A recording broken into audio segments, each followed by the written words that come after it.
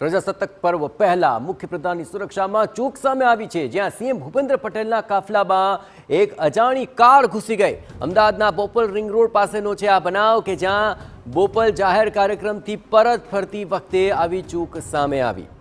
CM પસાર થવાના હોય એ પહેલા જ અહીં બ્લોકેજ પોઈન્ટ સામે સવાલ ઉઠી રહ્યા છે। વધુ વિગતે વાત કરવા જોડાઈ રહ્યા છે TV9 સંવાદદાતા રોનક વર્મા। રોનક, કઈ પ્રકારની આ ચૂક હતી? કોઈ તપાસ બાદ કોઈ ખુલાસો?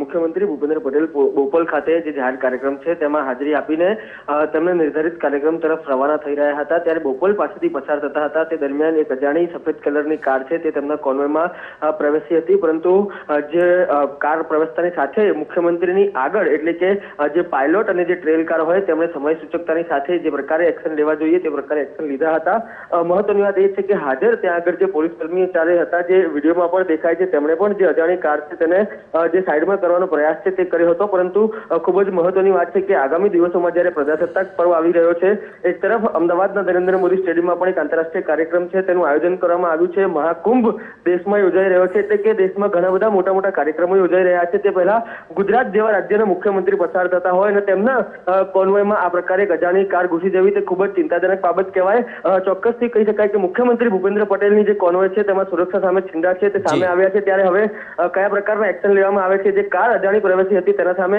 જે કોઈ કાર્યવાહી કરવામાં આવે છે કે કેમ તે ખૂબ જ ગંભીર પ્રશ્ન છે। પરંતુ આ પ્રકારે જ્યારે ગુજરાત રાજ્યના મુખ્યમંત્રી પસાર થતા હોય ત્યારે એક અજાણી કાર તેમના કોન્વોયમાં પ્રવેશ લે છે તે ખૂબ જ ચિંતાજનક બાબત ગણી શકાય। બિલકુલ રોનક, તમામ ગતિવિધિઓ પર આપ નજર રાખજો, કારણ કે આ સમગ્ર મામલે આ ખૂબ મોટી બેદરકારી છે।